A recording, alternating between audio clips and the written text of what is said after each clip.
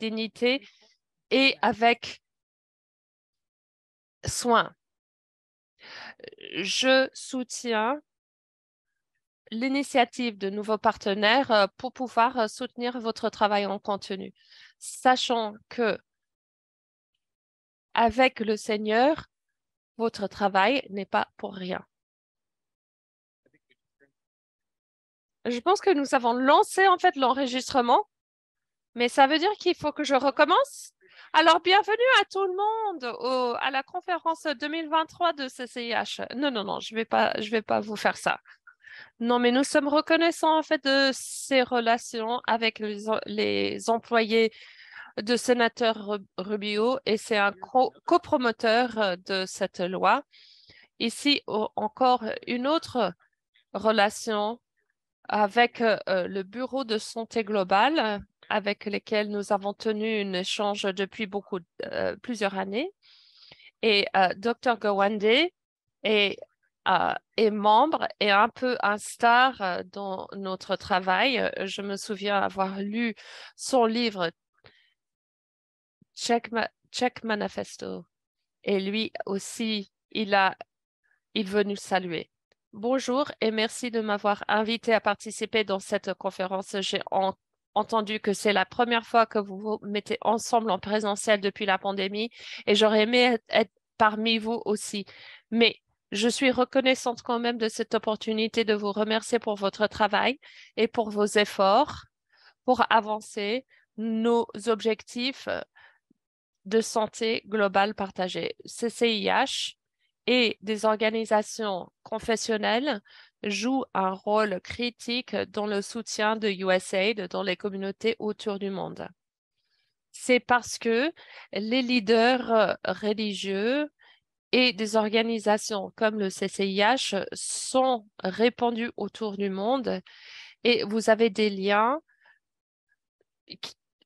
qui sont très importants avec ces communautés. Vous pouvez avoir un impact sur les maladies que nous retrouvons tous les jours, VIH, SIDA, paludisme et beaucoup plus.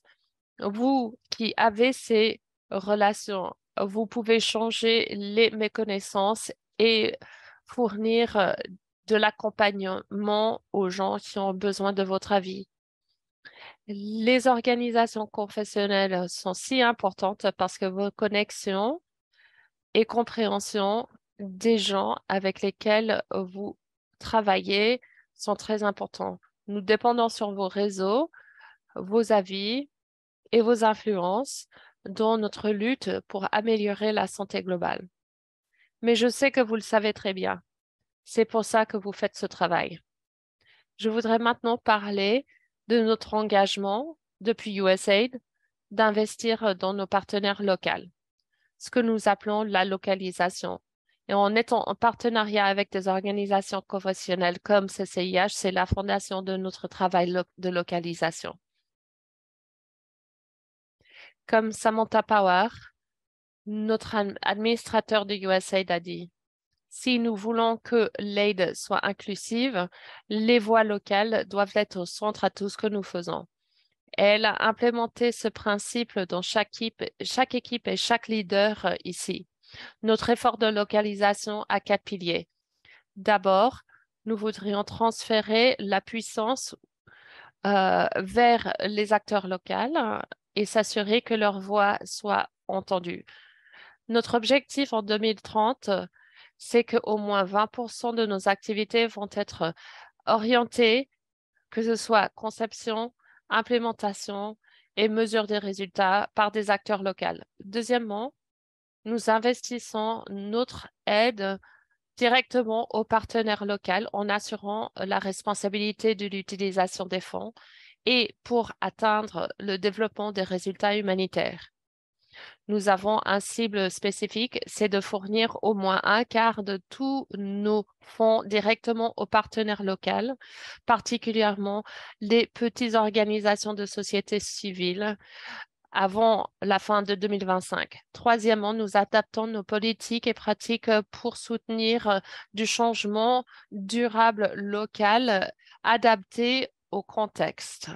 Nous avons adapté nos politiques pour renforcer la capacité locale et de voir comment notre agence fait de l'approvisionnement et de l'assistance. C'est pas vraiment passionnant, mais c'est vraiment clé pour changer comment une grande agence s'engage avec des acteurs locaux.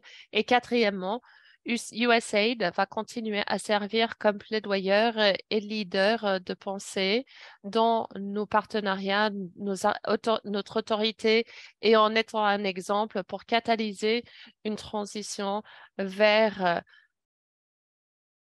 une activité orientée sur la localisation. Ce sont les activités que nous faisons pour se mettre en partenariat avec des organisations locales. Pour en réussir dans ces objectifs, USAID doit continuer à engager activement dans la société civile. Et pour cette raison, nous sommes reconnaissantes à CCIH de jouer un rôle important dans les programmes comme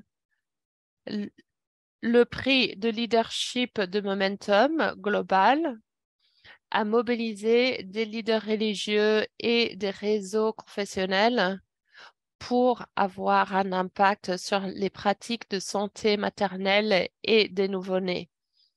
À travers le programme Momentum, nous nous mettons en collaboration avec beaucoup d'agences pour mettre en place des pratiques pour une boîte d'outils pour soutenir les différentes organisations à adresser cette résistance contre les vaccins. En Inde, Momentum mobilise les leaders religieux à soutenir les droits des femmes et des jeunes filles pour qu'elles puissent retourner à l'école et ne pas être forcées dans le mariage trop tôt, et d'améliorer des plateformes de communication de santé pour souligner l'importance que les jeunes filles restent à l'école et de fournir et mettre à disposition des services de protection pour les filles à risque de violence. Après la pandémie, nous sommes maintenant en train de regarder vers vous, nos partenaires fiables dans la communauté, pour euh, effectuer ce changement. Nous avons travaillé sur la réorientation sur le soin de santé primaire pour améliorer les- la, la longueur d'une vie dans notre programme qui est déjà mis en place dans 7 pays comme Ghana, Côte d'Ivoire, Niger, Kenya, Malawi, Indonésie et les Philippines. Cet impact primaire dépend sur le support et le soutien de nos partenaires sur le terrain, y compris nos partenaires confessionnels. Nos objectifs globaux et locaux sont liés et inexorablement.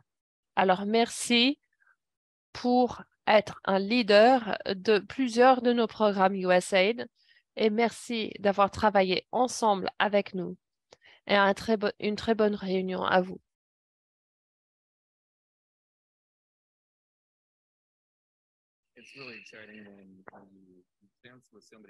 C'est vraiment super quand vous ressentez avec quelqu'un comme ça que eux, ils comprennent, lui, il comprend vraiment les défis dont nous faisons face dans le terrain. Nous apprécions ces échanges. En parlant de l'appréciation de ces échanges, il a mentionné le programme Momentum. J'ai le plaisir de vous présenter Dr. Koki Agrawal, qui est vice-président des opérations pour Japago et qui dirige le programme de leadership global dont nous sommes l'équipe d'engagement confessionnel. Et je vais vous en parler un peu plus tard après avoir entendu le message de Koki. Alors, Koki, à vous.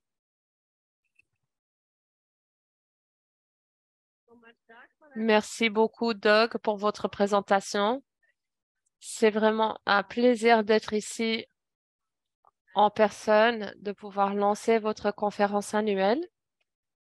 Et les mots dont Doug a raconter l'attente de 3 ans pour pouvoir être ici ensemble, face à face, de pouvoir interagir, d'avoir des conversations, de rire ensemble et l'importance des échanges qui vont s'effectuer pendant les journées à venir. Je voulais prendre un moment pendant ces remarques d'accueil pour parler d'autres choses que nous avons appris à travers la pandémie, que les partenariats, notre travail ensemble de différentes manières sont maintenant critiques pour améliorer la santé globale.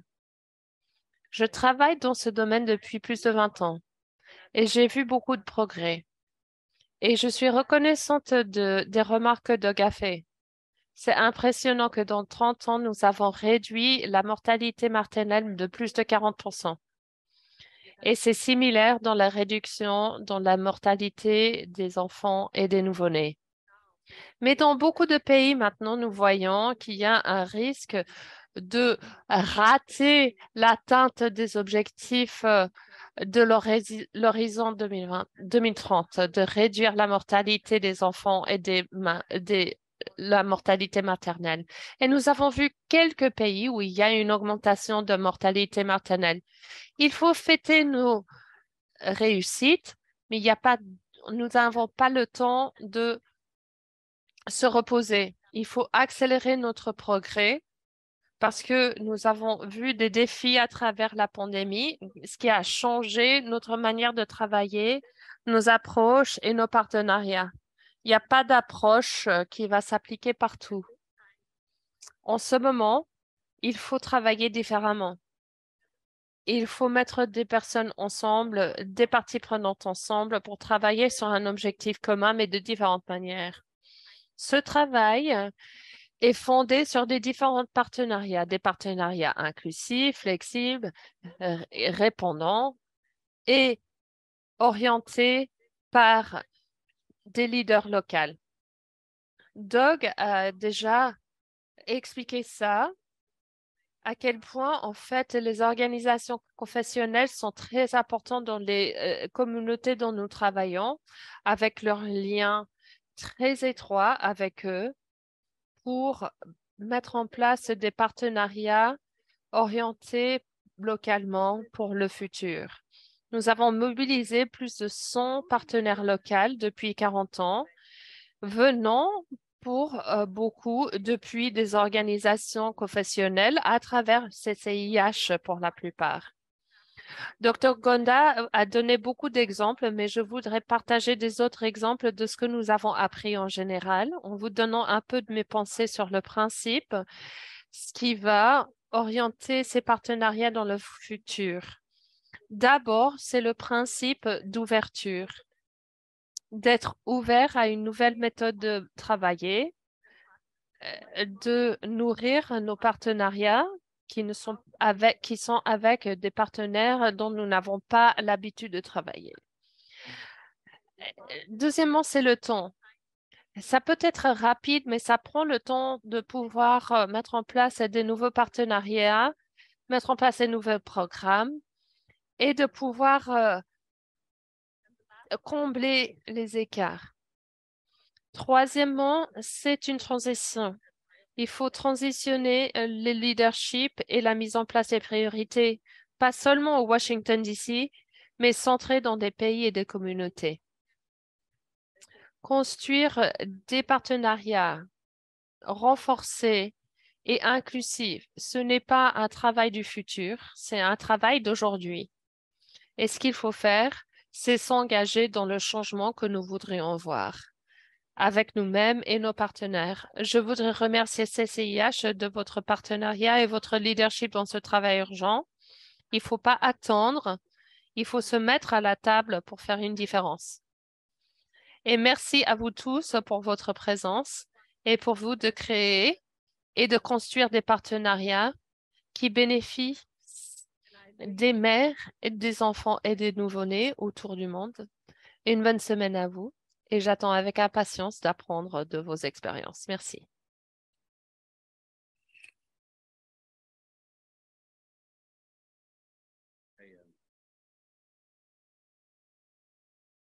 Toki, when you were speaking about Coquille, pendant que vous parliez de cela,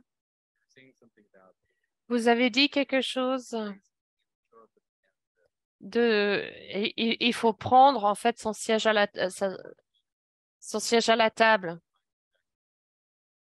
Et je voudrais juste partager en fait mon respect pour vous et votre travail. Une des choses, c'est quand nous avons lancé ce programme, il y avait notre réunion de lancement, je ne sais pas, c'était en janvier de 2019. Et vous m'avez dit pendant cette première réunion, c'était la première fois que nous sommes rencontrés en vrai. Et vous avez dit, ça fait plaisir que CCIH fait partie de ça, que nous avons une équipe d'engagement confessionnel. Et vous avez dit, maintenant, il faut vraiment faire tout votre mieux. Ouf. Nous avons vraiment pris ce défi au sérieux. Vous avez dit, il y a beaucoup de partenaires. C'est un programme complexe, il faut être reconnu, il faut se mettre en avant.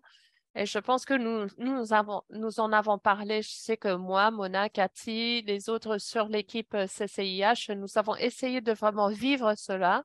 Et il y avait aussi de la reconnaissance aussi de Dr. Gowende, particulièrement en parlant de ça. Nous avons essayé avec des choses comme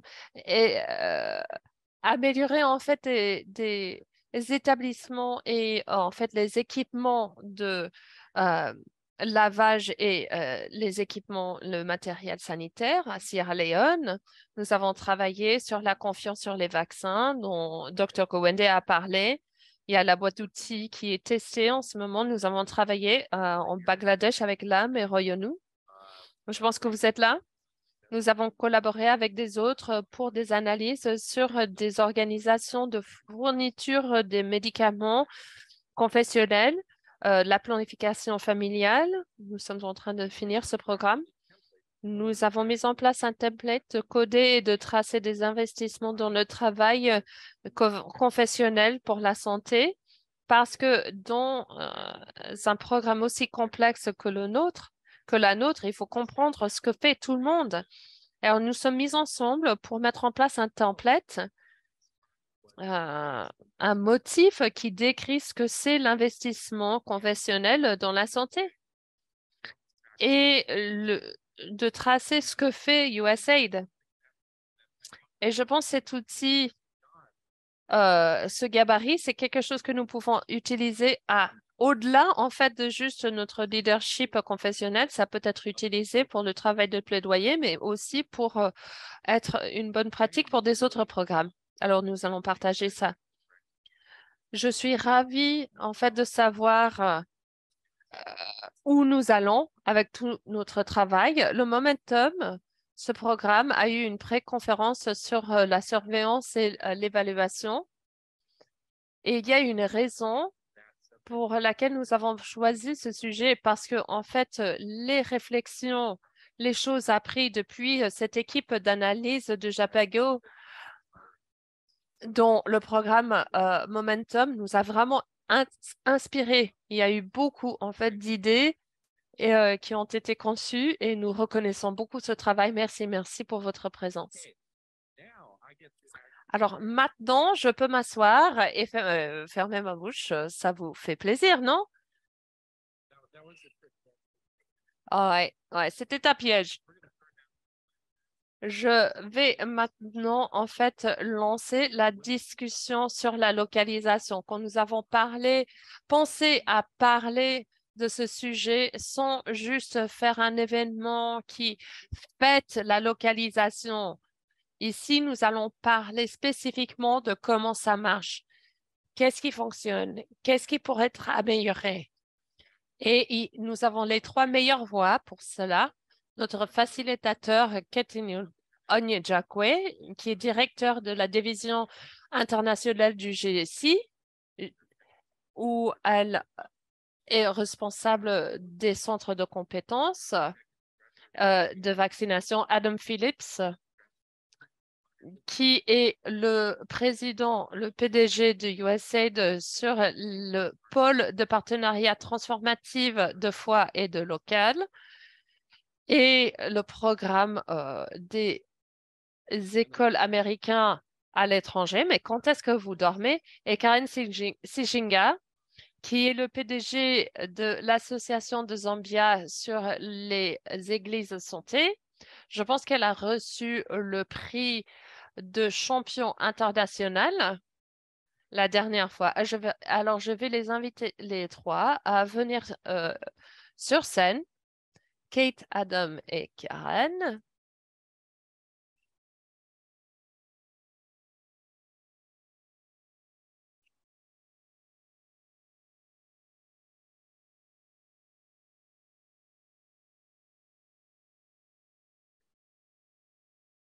Alors, je vais vous donner la parole dès que vous êtes installés.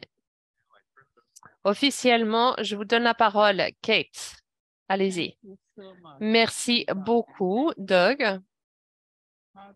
Et à Koki et aux autres présentateurs, c'est un privilège d'être parmi vous et bienvenue à vous tous. Je ne peux pas commencer sans dire que la première conférence dont j'ai assisté aux États-Unis était une conférence CCIH au Maryland et j'ai jamais oublié, c'était un renouvellement pour moi. C'est un privilège d'être parmi vous cette soirée, parmi vous. Comme le dépliant a dit, la localisation, c'est l'avenir de nos temps, mais ça représente des années de militants, de concentration et de élaboration entre des fondateurs, des donateurs et des acteurs locaux, des organisations financées par ces organisations. Au cœur, c'est d'essayer de faire en sorte que nos acteurs, nos parties prenantes locaux puissent mettre en place la programmation adaptée à leur communauté. C'est souvent accompagné par une promesse de mettre le financement derrière ces organisations locales. Personne met en cause le besoin pour la localisation. Nous sommes tous d'accord. Mais il y a aussi des soucis de définition.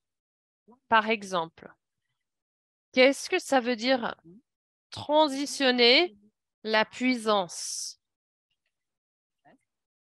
Est-ce que c'est vraiment déplacé entre le sud global et le nord global? Est-ce que c'est un mouvement d'organisation nationale vers des organisations locales? Est-ce que ça va remplacer à 100% des organisations internationales dans ce domaine? Et si oui, à quoi ça va ressembler dans des années à venir? Et sinon, quels sont les types de partenariats dont Dr. Kokiagawa a dit, dont nous avons besoin? Quel type d'organisation avons-nous besoin pour avancer dans ce travail? Et moi, j'ai dit, j'ai déjà parlé beaucoup de la localisation, mais j'ai jamais eu une conversation qui s'est concentrée sur la communauté confessionnelle. Mais, comme tout le monde reconnaît, les acteurs conventionnels sont très enracinés dans leur communauté, ont une connaissance étroite, ont une influence, une autorité, un engagement et une motivation pour la santé et le bien-être de cette communauté. Dans les zones humanitaires, c'est la première et la dernière choix. Qu'est-ce que ça veut dire? Les parties prenantes confessionnelles ne sont pas seulement la fondation, ce sont les parties prenantes locales, les plus locales. Mais il y a des différentes sortes de parties prenantes confessionnelles. Dans une publication récente, a été identifié qu'à travers les réseaux et des organisations internationales et comme l'Association des églises de Zambia et des petites églises où nous nous engageons à faire des choses. Et la question s'agit de quel rôle joue chacun de ces acteurs? Comment les parties prenantes confessionnelles peuvent être mieux engagées avec les efforts locaux? Comment les donateurs peuvent s'engager mieux avec eux? Qu'est-ce que nous devons faire pour travailler avec les donateurs pour mieux s'engager? Et quels exemples de réussite? Nous avons parlé des actifs. Quels sont les actifs que nous avons, les ressources que nous avons pour montrer au monde que nous sommes là, nous sommes présents? Et quelles sont les recommandations que nous pouvons avoir? Voilà les questions dont j'ai pensé, vous y pensez peut-être aussi. Et qui est meilleur pour nous aider à répondre à ces questions maintenant que Adam et Dr. Susan? Irene, pardon. Alors, je voudrais que les deux se présentent et je suis sûre que cette conversation va être très engageante. Merci. À vous. Non, à vous. Allez-y, madame. Ah, alors, non, non, non. Elle va commencer. OK, c'est allumé. Bon après-midi, bonne soirée. C'est un plaisir d'être parmi vous et je voudrais remercier l'organisation pour cette invitation pour partager de notre point de vue ce que veut dire la localisation. Je voulais dire en tant que donateur, non, oui, je pense que nous avons entendu les objectifs déjà. L'objectif de localisation, ce qui est un bon objectif, mais la question pour nous tous, et sachant que mes collègues ont des expériences similaires du Sud global, je pense que la question que nous devrions poser, c'est est-ce que ça fonctionne? Est-ce que ça a fonctionné et à quel point? Et si ça ne fonctionne pas comme attendu, que pouvons-nous faire? Alors, je voudrais partager nos pensées depuis notre organisation de l'Association des Églises de Zambia. Je voudrais répondre à la question, est-ce que ça fonctionne et jusqu'à quel point et qu'est-ce que nous pouvons faire? Pour nous, nous pensons que ça fonctionne quand les organisations indigènes font leurs propres propos, leurs propres offres. Ici, nous voyons les offres et les programmes qui sont conçus au niveau international. Parce que nous pensons que les organisations locales et indigènes n'ont pas la capacité de gérer un financement à grande échelle et n'ont pas la capacité en termes de ressources humaines. Je pense que ça, c'est le ressenti. Mais le groupe qui perpétue cette notion, ce sont les personnes qui travaillent au niveau national. Ils pensent que les organisations locales n'ont pas la capacité. Et quand nous essayons de exécuter nos plans et nous essayons de renforcer les ressources humaines pour gérer un financement à grande échelle ou un programme à grande échelle, normalement, après les avoir formés, les avoir suivis par un mentorat, et nous pensons que nous sommes prêts à implémenter ces programmes à grande échelle avec des donateurs à grande échelle. Ils vont aller vers USAID ou dans des programmes PEPFAR ou dans des programmes de l'ONU ou de l'OMS. Ce n'est pas terrible parce que même nous les avons formés, mais là, nous avons créé un problème où localement, nous n'avons pas la capacité d'implémenter. Et nous voyons quand il y a des communautés locales qui peuvent en fait être à la tête de ces programmes. Nous pensons aussi que ça peut marcher quand ces capacités sont renforcées et soutenues, maintenues.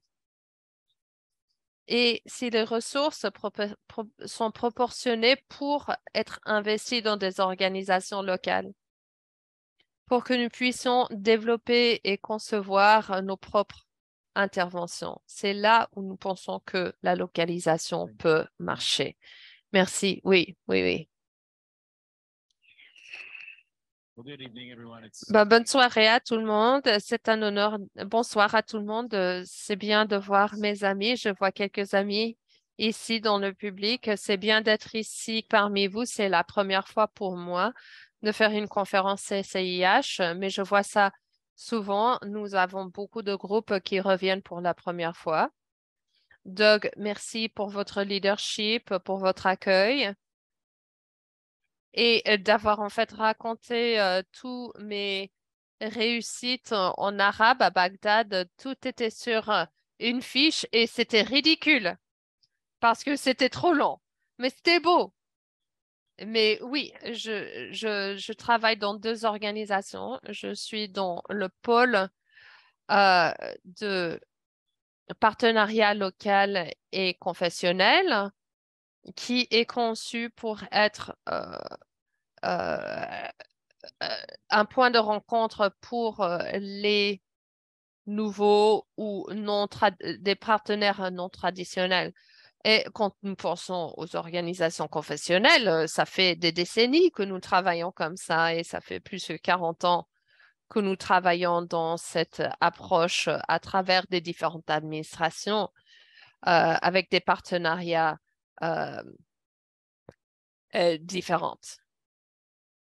Et je suis un administrateur, je pense à toutes nos stratégies en partenariat avec la Maison-Blanche et notre centre pour des partenariats confessionnels. Ça fait partie d'un réseau pour avancer le mandat de président Biden pour servir nos voisins proches et lointains.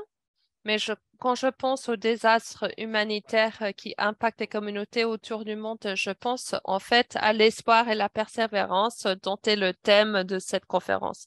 Moi, je viens de la communauté confessionnelle, je suis pasteur et plaidoyeur militant. Et quand je pense en fait à transitionner en fait le pouvoir dans les communautés, nous voyons le courage et la fortitude dans des zones qui sont impactées par des désastres naturels. Il y a les communautés qui se reconstruisent même face à des sécheresses. Il y a des mères qui font des sacrifices pour nourrir leurs enfants. Et même avec l'Ukraine, nous avons vu la peuple ukrainienne qui reste très fort forte, mais ça démontre le besoin pour plus d'assistance et du soutien durable pour pouvoir euh, faire face à ces désastres à chaque fois que ça prenne lieu. Et ça présente une opportunité pour nous de nous mettre ensemble comme une large communauté, de réfléchir sur des défis et de discuter des différentes opportunités pour des partenariats pour soutenir des communautés qui sont impactées par des crises. USAID travaille sur cela, sur l'agenda de réforme de localisation, qu'il s'agit vraiment de à s'avancer sur cet appel à l'action, ce rappel, cette voix qui est dans le néant, qui dit rien, qu'il s'agit de nous, sans nous, qui vient en fait de la communauté de droit des handicapés. Et nous avons entendu dans beaucoup de différentes communautés, comme les communautés LGBTQIA+, etc., des autres communautés qui ont déjà utilisé la même devise. Rien par rapport à nous, sans nous. Et je pense que nous avons redirigé le financement vers des organisations locales. Et oui, oui, vous avez posé des questions vraiment difficiles. Ah oui, merci, merci Adam. Alors, Madame Karen, vous avez déjà répondu à quelques questions dont nous avons pensé. Une de ces questions était, bien sûr, nous soutenons la localisation, mais imaginons que nous revenons ici dans 5 ans ou 10 ans qu'attendons-nous comme différent, comme étant vraiment concrètement quelque chose qui change? Adam, vous pouvez commencer? Dans les deux dernières années ou 18 mois, depuis que Samantha Power a fait cette annonce de cet engagement, cette priorité pour elle et pour nous chez USAID, de nous engager dans la localisation. Ça a été formidable de voir plus en plus de soutien. Nous le voyons depuis les parties prenantes confessionnelles, les organisations confessionnelles, les organisations menées par les femmes, par les jeunes. Nous voyons aussi dans les communautés des ONG internationales, CRS, World Vision, qui sont en train de soutenir cet objectif. Alors, quelque chose a changé déjà. Alors, j'espère que dans 5 à 10 ans que nous ne sommes pas en train, en fait, d'essayer de convaincre, mais que nous soyons déjà convaincus et que nous voyons que c'est quelque chose d'intelligent pour pouvoir faire face à ces crises. Et Dr. Gwandi l'a dit très bien dans sa vidéo et nous allons partager ça dans notre euh, journal aussi, si vous voulez partager, que beaucoup, en fait, de ce travail n'est pas nouveau. Nous en avons travaillé depuis des décennies. Nous avons développé des partenariats avec des organisations locales et soutenu des projets avec des gouvernements. Nous avons soutenu des initiatives comme Local Works, l'initiative de nouveaux partenariats qui met en avant des leaders locaux et des organisations locales. Mais il y a 3 choses qui font en sorte que ces efforts soient différents que dans le passé. D'abord, c'est l'encadrement. Dans le passé, nous avons euh, souligné en fait le financement local. Mais même si ça, c'est une méthode, c'est juste une partie.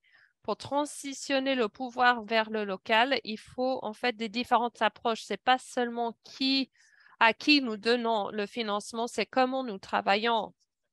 Nous sommes d'accord qu'il faut changer le business de l'assistance et faire face aux inégalités qui existent. Et là, nous voyons en fait ce mouvement autour de la diversité, égalité et inclusivité. Et troisièmement, c'est la connaissance. Nous avons beaucoup appris, nous avons beaucoup de bonnes pratiques depuis les dernières 10 ans.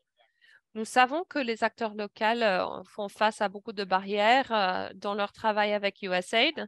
C'est pour ça que nous essayons chez l'agence, au Lift Up et à travers l'agence, à faire un effort de s'engager plus facilement. Nous avons des objectifs ambitieux. Dans 5 ans, c'est d'augmenter le financement de 20% aux acteurs locaux. Avant, c'était 5 ou 6%. Nous n'avons pas tracé ce chiffre depuis pas trop longtemps, hein. Mais nous sommes sûrs que dans un rapport qui va être publié, que c'est maintenant à 10,2%. C'est le plus haut depuis 10 ans. Nous savons que nous ne sommes pas à notre objectif de 20% et que, en fait, 2025, ça va arriver très vite. Et il y a aussi la transition de pouvoir pour s'assurer que les parties prenantes locales, que les organisations indigènes ou euh, les, les sœurs, les prêtres, les imams, comment les leaders religieux, eux, ils peuvent aussi conceptionner nos programmes. Alors, avant 2030, dans 10 ans, nous allons assurer que 50% de nos programmes sont créés avec les acteurs locaux. Alors, ça, c'est notre attente, notre espoir. Je pense que j'ai trop parlé. Je vais arrêter là pour que vous puissiez réagir. Oui, j'ai bien aimé comme vous avez dit, parce que la plupart des gens, ils parlent des objectifs financiers, mais vous parlez de comment nous travaillons et le fait que nous voulons changer la manière de travailler, d'avoir des co-leaders et tout cela. Et je pense que ça revient à ce que a dit Karen. Karen, peut-être vous avez parlé de vos objectifs, vous avez dit oui, nous allons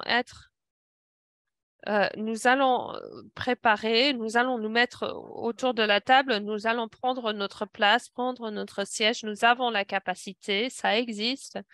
Comment répondiez-vous à ce que Adam a dit en termes de ce que vous voyez dans notre manière de travailler?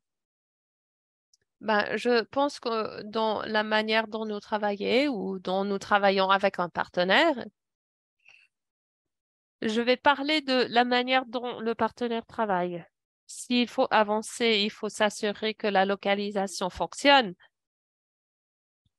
Il faut, il faut déconstruire les organisations qui ne veulent pas lâcher prise et ne veulent pas transférer les capacités et les technologies vers des organisations locales.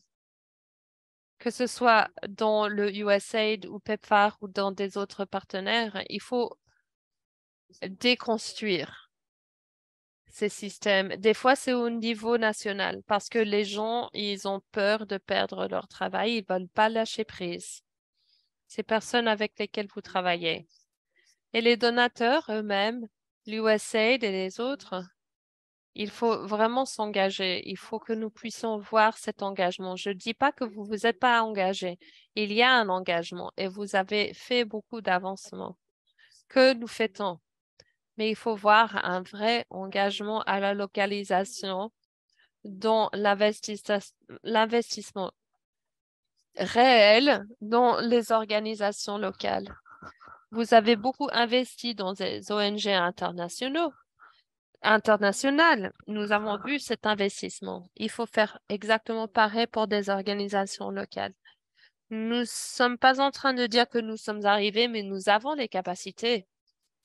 Je dis ça par rapport à mon organisation. Nous avons primé. Nous avons amorcé avant. Mais ce qui n'a pas fonctionné, c'était l'insistance de mettre en place une autre agence de leadership dans notre organisation. Vous voulez quelque chose de séparé quand nous avons un service de santé dans l'organisation. Ce que nous voudrions, c'est que vous intégrez ce qui existe déjà quand vous insistez qu'il faut avoir un PDG pour votre projet en particulier. Là, nous l'appelons votre projet et nous ne pouvons pas s'intégrer et ce n'est pas durable. Après 5 ans, vous faites vos valises et vous partez. Ce n'est pas durable parce que ça n'a pas été intégré. Et il y a une différence de montrer l'impact après avoir mis en place un pôle dans l'organisation et vous parlez de cette personne comme le président du projet, mais vous parlez que avec cette personne. Et vous oubliez qu'il y a du leadership dans cette organisation.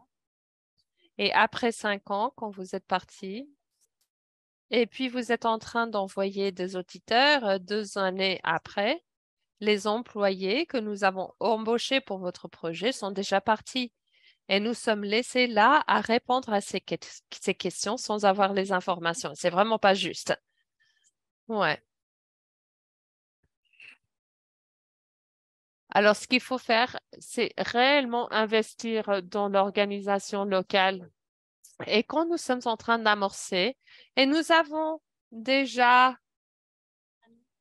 fait les arguments, est-ce que vous pouvez intégrer dans notre système parce que nous avons déjà notre service de santé? Et vous dites non. Mais nous voudrions plus d'intégration. Il faut croire dans notre capacité de délivrer, de rendre des résultats. Il y a eu des autres organisations qui ont pu faire ça et nous voudrions que USAID puisse faire pareil. Je pense que les ONG internationales, nous en avons besoin dans notre pays et nous pouvons travailler avec eux, mais s'ils sont internationaux, il faut qu'ils comprennent à un moment donné, il faut qu'ils partent parce que la capacité a été renforcée, a été créée.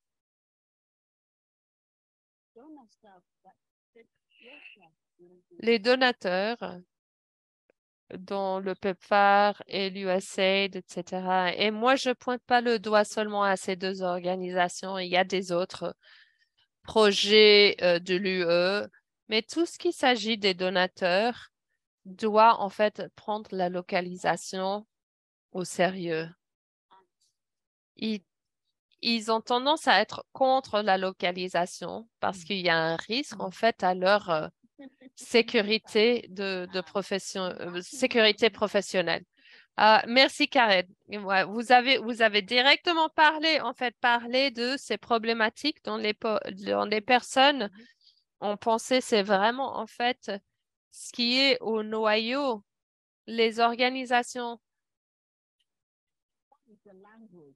internationales, quand elles partent, c'est quoi le langage? Comment vous intégrez dans le travail des organisations locales?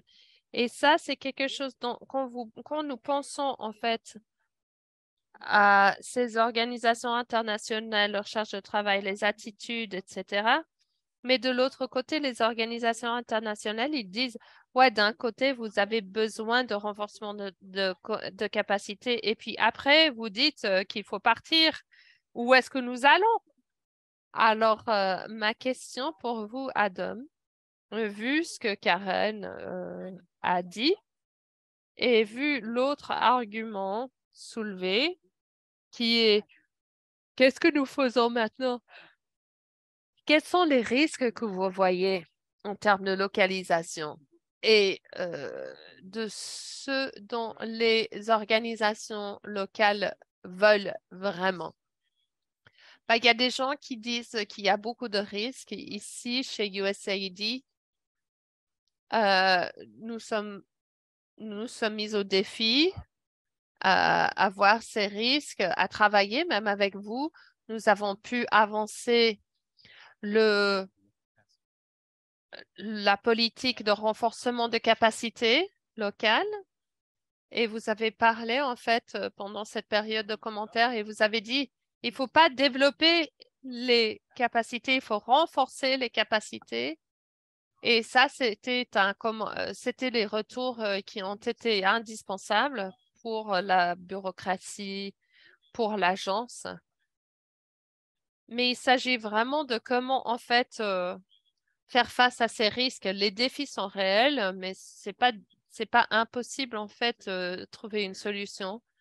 Et nous voudrions intégrer la localisation dans l'ADN de notre travail, dans notre bureaucratie, dans la manière dont nous mettons en place nos partenariats. Nous sommes en train d'encourager nos partenaires d'implémentation, les ONGI et les autres organisations locales à faire pareil. Nous parlons de la transition de pouvoir, les mesures de 50 et de 20%, mais nous parlons aussi de ce travail de bureaucratie, de voir en fait l'ADN de notre approche. Mais il faut faire la co-conception et co-collaboration, co-échange. C'est pour ça que je suis ravie d'être là avec ces groupes professionnels. Et dans ce travail bureaucratique, c'est difficile. Mais nous avons déjà une déclaration de risque qui encourage nos employés de travailler avec des partenaires locaux pour atteindre des résultats durables. Notre nouvelle politique LCS, renforcement de capacité, qui met en place des principes à travers l'agence qui reconnaît que le renforcement de capacité est de reconnaître les capacités existantes et de se concentrer plus sur les objectifs de renforcement de capacité de chaque organisation locale. Et nous allons lancer en fait la procédure d'implémentation dans la politique bientôt. Et notre stratégie d'approvisionnement et d'assistance pour réduire les barrières dont les partenaires locaux font face dans leur travail avec USAID. Nous sommes mis en place pour lancer, j'espère, cet été, notre première politique d'engagement stratégique religieuse. C'est la première politique en fait gouvernementale, ce qui vient des 10 ans d'un mandat du président Obama d'intégrer des acteurs confessionnels et les leaders religieux dans notre politique. Alors, ça va nous aider à guider notre force de travail pour centrer les voix religieuses et les organisations professionnelles dans leur retour. Nous avons eu beaucoup de soutien depuis le département de l'État et autres. Il s'agit de changements politiques, changements bureaucratiques qui est très difficile des fois parce que c'est très lent, la bureaucratie, mais aussi comment prendre en fait ces retours difficiles et essayer de travailler ensemble après. Quelque chose que vous avez souligné, c'est qu'il y a de la responsabilité au retour venant de l'USAID. Le progrès que vous avez fait, moi, je me souviens que c'était renforcement de capacité. Avant, c'était créer des capacités. Maintenant, c'est renforcer des capacités et avoir en fait des domaines de multiples différents points de vue montre que vous avez entendu ces retours locaux. Et quand je pense à vous, Karen, vous avez été très ouverte en termes des ONGI doivent partir quand c'est nécessaire. Il faut déconstruire l'assistance, mais il faut renforcer et créer des capacités. Est-ce que vous voyez une séquence qui pourrait aider cela à se faire ou est-ce que ça doit tout se faire en parallèle? Moi, je pense que c'est un processus. Tout ne peut pas se passer en simultané. À Chaz, nous avons eu des situations où nous avons voulu amorcer et puis nous avons eu l'impression dans la nature du contrat que c'était très difficile pour les organisations locales d'amorcer parce qu'il faut avancer le financement. Il faut 1 million de dollars des fois. Et les organisations indigènes, locales, eux, ils n'ont pas ces informations, cet argent. Et nous voyons en fait que les organisations ont leurs partenaires à Washington ou New York. Eux, ils ont cette capacité de pouvoir préfinancer, particulièrement avec les subventions de nature contractuelle. Et alors, sur le terrain, nous n'avons pas cette capacité sans être en partenariat avec des autres organisations étrangères qui vont nous aider à financer. Alors, pour moi, je pense que c'est un processus. Tout ne peut pas se passer en même temps. Merci.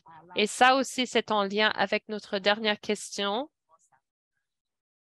Comme nous qui sommes connectés au CCIH, nous y pensons.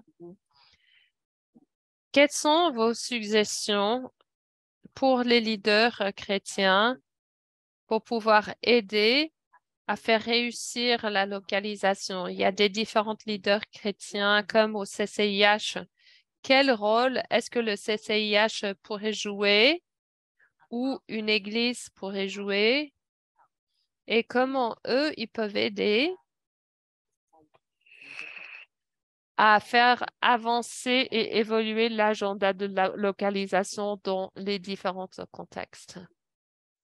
Moi, je pense que CCIH,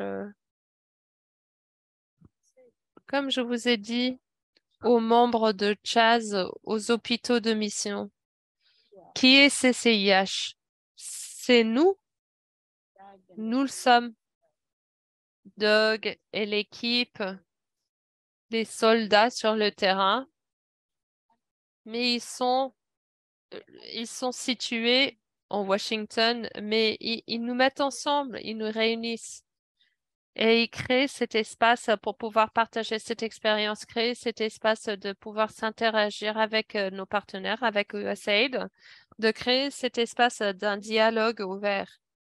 Et ils font un bon travail. En termes de nos églises locales, là, nous avons des problèmes, des leaders confessionnels, des leaders religieux, et je vois que nous avons des sœurs religieuses ici. La mère supérieure, je voudrais adresser la mère supérieure et les mères supérieures, notre expérience en Zambie, et nous avons déjà partagé notre souci dès que nous créons la capacité les nodes qui sont des administrateurs qui dirigent leurs hôpitaux, tout de suite les transférer autre part.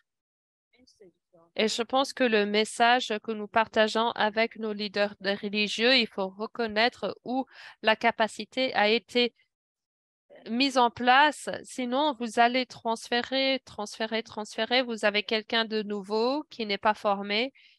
Et là, après, on nous dit, ah oui, mais vous n'avez pas la capacité en termes de leaders religieux. Nous avons de l'argent depuis les donateurs. Nous n'avons pas de choix. Il faut être transparent et responsable dans la manière dont nous dépensons cet argent. Adam? Oui, ouais, je vais répondre rapidement. Il n'y a pas de meilleur plaidoyeur que Doug. C'est une des premières personnes que j'ai rencontrées quand je me suis déménagée ici pour ce rôle. Moi, je vais recevoir ces appels depuis un aéroport ou où que ce soit parce que je sais qu'il donne beaucoup de bons retours depuis le terrain. Et n'hésitez pas à vous connecter avec notre équipe directement. Mais Doug, il est vraiment dans le terrain directement.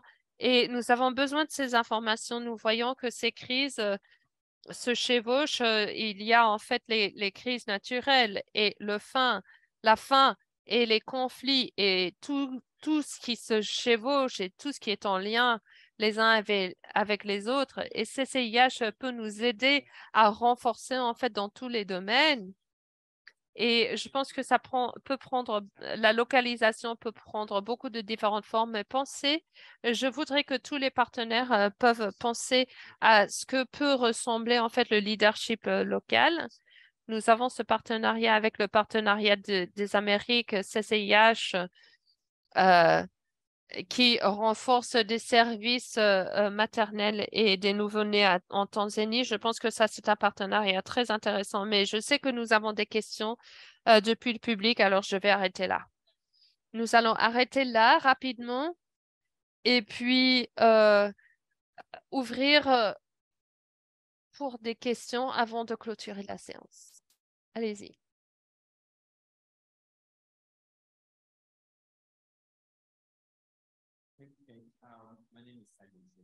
Je m'appelle Saigon de Uganda. Je voudrais en fait parler de ce qui a été mentionné par Karine. Depuis notre constat dans les pays qui reçoivent le soutien, il y a une sorte de métamorphose des organisations ONG internationales. Et maintenant, par rapport au concept de localisation, ils viennent avec l'idée de mettre en place un ONG local, mais à la fin, c'est Chaz qui est en compétition avec l'ONG, mais au niveau local. Mais c'est toujours en fait dirigé par un siège à Washington. Alors, comment naviguons cela? Comment est-ce que nous pouvons concentrer ou faire face à cette concurrence? Oui, et ça, c'est une question pour Adam et j'ai une réponse très Adam. C'est une question très importante que vous soulevez. C'est quelque chose dont nous sommes en train, en fait, de penser dans la bureaucratie à mettre en place une bonne définition. Nous avons ce rapport de progrès qui va mettre en place ces définitions, mais nous voyons la même chose. Et nous entendons depuis les ONGI qui disent la même chose, hein, que vous avez des acteurs de bonne foi dans cet espace, des ONGI, qui veulent en fait surveiller, mais il faut avoir une conversation sur ce que ça veut dire être une organisation locale. Quand on dit local, on veut dire enregistré, opéré par la communauté, enraciné dans la communauté locale. Mais j'étais au Kenya l'année dernière. Je pensais que moi, j'avais une réunion avec un ONG, mais une ONG, mais c'était une organisation locale enregistrée depuis les années 70, mais avec en fait la marque de l'ONG parce qu'ils pensaient à ça dans les années 70. Alors, ce ne peut pas être un plan parfait, mais il faut avoir une conversation continue et faire des ajustements et adaptations. Encore une question et c'est tout.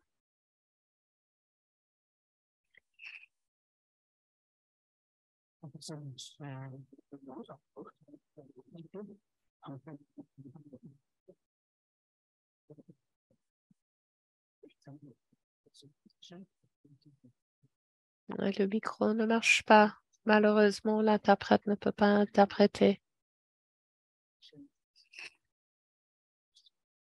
J'entends localisation et durabilité et les ONG. Les ONG locales et des autres agences qui peuvent être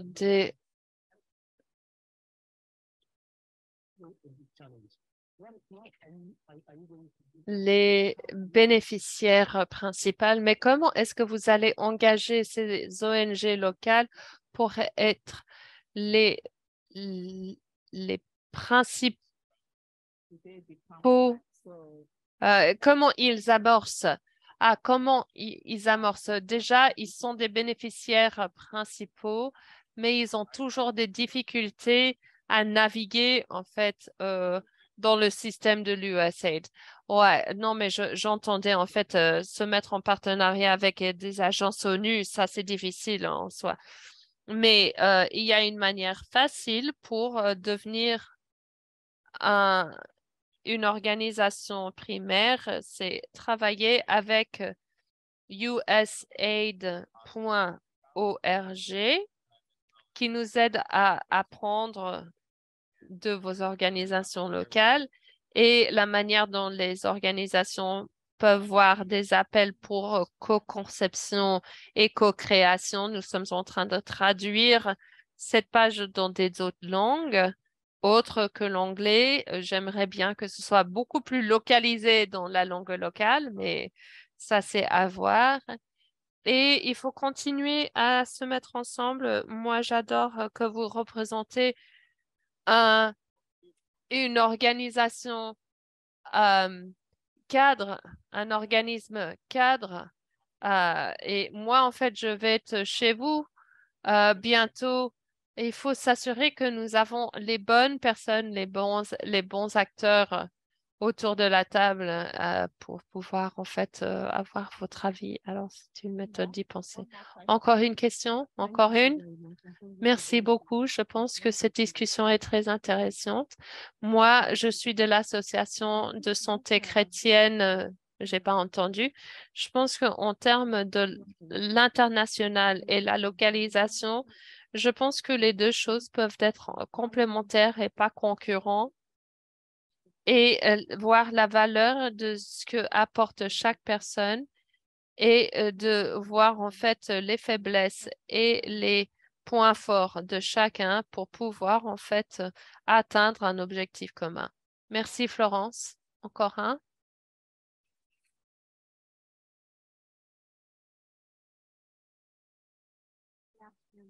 Bon après-midi, Davina Chard de World Relief. Une question ou pensée que j'ai eue, c'est en pensant de la conversation, pas seulement du point de vue de primaire, du local et du financement, mais comment en fait gérer les ressources au niveau local, pas seulement géré par la communauté, mais au niveau national, il y a des diversités par rapport au pays, mais il ne faut pas nécessairement dire que les ressources doivent venir de l'extérieur. Alors, j'aimerais bien savoir vos pensées par rapport à ce que vous pensez par rapport à la mobilisation des ressources venant des pays eux-mêmes et le soutien, en fait, dans cette idée de ne pas transitionner le pouvoir comme si on avait le pouvoir, on allait donner aux autres. Le pouvoir existe déjà dans les communautés aussi. Merci. Karen, est-ce que vous voulez, en fait, répondre à cela? par rapport à la mobilisation des ressources locales. Je pense que ça, c'est quelque chose qui s'effectue. Ça dépend des systèmes de santé dans chaque pays. Où vous avez des communautés, les contributions au secteur de santé, ils vont à la clinique et ils amènent quelque chose. C'est quelque chose qui est déjà en train de se produire. Les réseaux aussi. Et dans un programme sur l'utilisation d'alcool dans les adolescentes. Nous avons aussi la Banque de Zambie qui nous a aidés à construire des abris. Alors, c'est quelque chose qui s'effectue déjà, mais je pense que ici, nous avons parlé du USAID et la localisation. Moi, je voudrais rajouter aussi que il y a un rôle intéressant de la philanthropie. Nous avons eu un événement à Ongar, à l'Assemblée générale l'année dernière, ici, et les organisations philanthropiques de l'étranger. Moi, je voudrais voir le fonds global, le fonds mondial pour les organisations communautaires, mais il y a un défi pour nous de pouvoir agréger des fonds locaux, mais ce n'est pas impossible. Alors, c'est comme ça que je le vois. Merci. Merci beaucoup. Je pense que cette conversation est tellement importante, nous pouvons continuer, mais nous avons soulevé des points très importants, très intéressants. Déjà, nous sommes tous d'accord que la localisation, c'est pas pour dans 10 ans. Nous sommes déjà convaincus et il faut avancer et s'engager dans le travail. Mais nous ne pouvons pas nécessairement juste dire, OK, maintenant nous allons tout changer. Il y a en fait du travail complémentaire, comme Florence a dit, mais il faut se donner des retours, même si ça fait mal.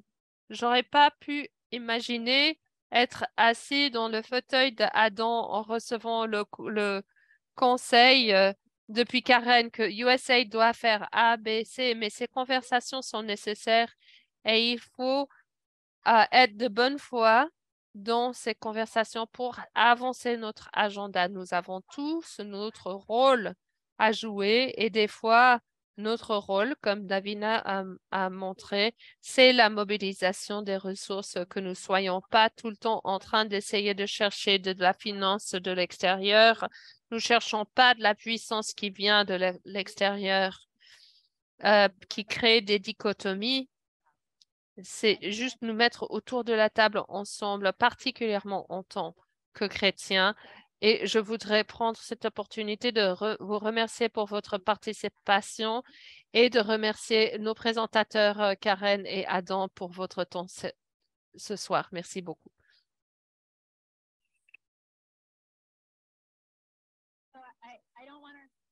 Alors, je ne veux pas que les présentateurs y partent tout de suite. Est-ce que vous pouvez rester là?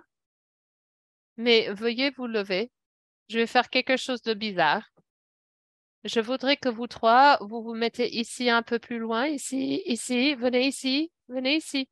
Non, je suis gentille, je ne vais pas vous faire mal, mais il faut venir plus proche de moi, plus proche. Venez, non, mais vraiment, vraiment, approchez-moi. Et regardez par là. Allez, allez. Ah, Karen, ah, maintenant on a compris. Alors maintenant, il faut se mettre là-bas pour encore faire un selfie ici. Vous êtes prêts? Prêts? Dites coucou tout le monde. Ok, merci, merci. Merci, merci. Alors, merci beaucoup à nos présentateurs et nos panélistes. Je pense que les invitations à la table vont dans les deux sens et je voudrais savoir ce que vous servez. Par exemple, si vous avez en fait de la glace, je suis intolérante au lactose, ça ne va pas marcher pour moi. Il faut parler en fait de nos offres, ce que nous proposons. Et moi aussi, je suis assez rigolo, alors il faut m'inviter à la table. Alors, mais merci pour cette conversation sur la localisation et ce que ça veut dire. Si vous êtes venu après mes présentations d'ouverture, je m'appelle Mona. Je suis directeur du programme du CCIH et je suis ravie que vous soyez là. Je suis votre directeur de la conférence, alors j'ai beaucoup d'annonces. Alors, soyez prêts, préparez-vous. Dans votre petit sac, vous avez une fiche qui est titrée Partager le hashtag CCIH sur les médias sociaux avec les hâtes pour Adam, Karen, Kate, Atul, Koki et toutes les photos que vous avez prises ce soir. Vous pouvez les poster sur les médias sociaux et dans tous les séances de groupe quand vous avez entendu quelque chose dont vous êtes d'accord, dont vous n'êtes pas d'accord. Nous vous encourageons de le poster et d'utiliser les hashtags et les hâtes dans les médias sociaux. N'hésitez pas à poster. Il y a aussi Bob, Dr. Dolman, Adam. Là, c'est notre cabine de photos. Nous vous encourageons de prendre des photos et des photos et des photos et de les poster. C'est vraiment amusant. Comme des photos comme cela. Voilà, c'est Karen qui aurait su. Et je voudrais aussi rappeler Karen Williams, vous avez laissé votre téléphone à charger, c'est maintenant à Prisbola, prêt à être récupéré. Dans votre fiche, vous avez aussi cette fiche verte. Oui, aux États-Unis, nous jouons le bingo. Si vous connaissez les règles, c'est couvre tout. Pour pouvoir gagner un prix, il faut avoir chaque carré signé et mettre votre nom dessus et retourner à la table d'accueil. Ça vous encourage à interagir entre vous. Il y a pour chaque promoteur, il y a remercier un bénévole de la conférence, parler avec un présentateur plénière, un facilitateur, etc. Et est-ce que j'ai oublié quelque chose? Ah oui, nous allons vous donner vos prix le mercredi. Si vous n'êtes pas là, quelqu'un qui s'appelle Mona pourrait potentiellement bénéficier. Non, non, non, c'est une blague. Mais je voudrais parler de demain. Dans votre programme de divertissement, il y a de l'information par rapport à demain, page 13. Nous nous réunissons demain ici dans cette salle à 8 heures. Si vous êtes au catholique, le petit-déj commence à 7 heures et il y avait une file ce matin. Nous vous encourageons d'arriver tôt si vous voulez bien manger. Et je ne veux rien oublier. Et maintenant, nous allons faire un peu de réseautage, de fêter ensemble, de s'échanger. Alors, à l'extérieur, nous vous encourageons de rencontrer et s'échanger avec nos promoteurs, de faire signer vos cartes de bingo. Il y a des hors d'œuvre, mais c'est plutôt apéro-dînatoire. Il n'y a pas de dîner. Alors, ce qui vous est servi est pour votre dîner. Est-ce que j'ai oublié à annoncer quoi que ce soit? OK. Allez-y, rencontrez vos collègues et à demain.